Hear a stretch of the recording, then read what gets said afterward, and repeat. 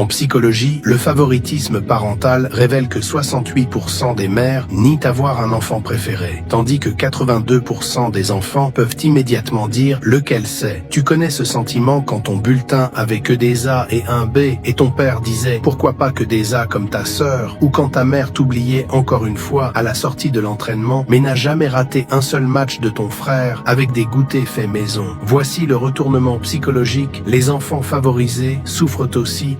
Ce frère parfait, leur cerveau s'est câblé pour croire que l'amour expire à la moindre erreur. L'aîné parentifié passera sa vie à croire que prendre soin des autres doit se mériter. Et le petit dernier à qui on passait tout, c'est souvent celui qui s'effondre le plus violemment face à la réalité.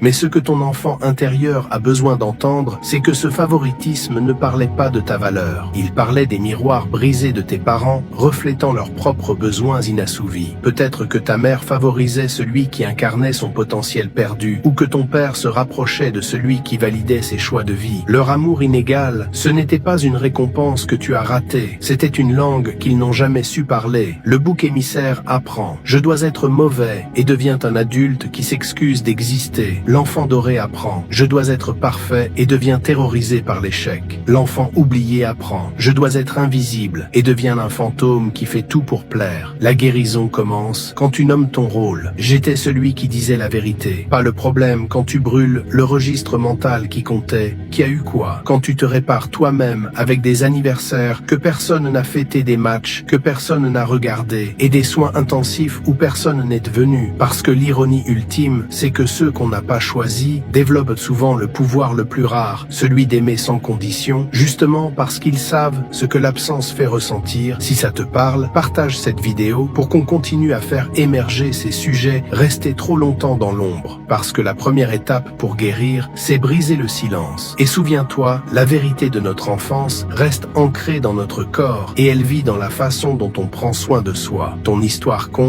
et ensemble, on peut redéfinir ce que famille veut dire. En psychologie, grandir dans un environnement surprotecteur entraîne ce que les chercheurs appellent une adolescence retardée. Les étapes clés de la vie adulte arrivent des années plus tard. C'est un retard subtil, mais qui change une vie. Ces enfants avaient des couvre-feux, mais pas d'indépendance. Des règles, mais pas de pensée critique. Une sécurité apparente, mais aucune résilience. Avec le temps, cela crée des adultes capables de réciter des réponses scolaires, mais incapables de réagir face à des problèmes réels. Ils comprennent intellectuellement ce que signifie être adulte, mais émotionnellement, ils restent bloqués à 15 ans. Imagine quelqu'un à qui on a interdit de sortir ou de fréquenter des gens au lycée. À 25 ans, il ne sait toujours pas décoder les signes basiques d'une relation. Ou ce diplômé dont les parents ont toujours géré les papiers administratifs. Aujourd'hui, il panique à l'idée de devoir appeler sa banque. Le discours est toujours le même. Je sais que je devrais en être plus loin. D'un point de vue psychologique, cela arrive parce que l'adolescence n'est pas une question d'âge, mais de prise de risque et d'apprentissage par l'échec. Les enfants surprotégés ratent ces petites chutes qui forgent le caractère. Leur éducation sécurisée devient un handicap dans un monde qui valorise l'expérience, la débrouille et surtout la capacité à apprendre par l'action. Ce sentiment de retard n'est pas de la paresse, c'est simplement ton esprit qui rattrape enfin une étape qu'il n'a jamais pu vivre. Grandir, ce n'est pas vieillir, c'est oser se planter pour de vrai. Le syndrome d'hypersensibilité émotionnelle, ce n'est pas juste être sensible, c'est un système nerveux bloqué, en mode alerte maximale, qui détecte des séismes émotionnels que les autres ne sentent même pas. C'est un mécanisme de survie devenu incontrôlable. Ces personnes n'entendent pas juste les changements de ton, elles les prédisent. Elles ne remarquent pas juste les humeurs, elles les absorbent. Et avec le temps, on les taxe d'exagérer, alors qu'elles réagissent à ce que tout le monde ignore. Imagine un enfant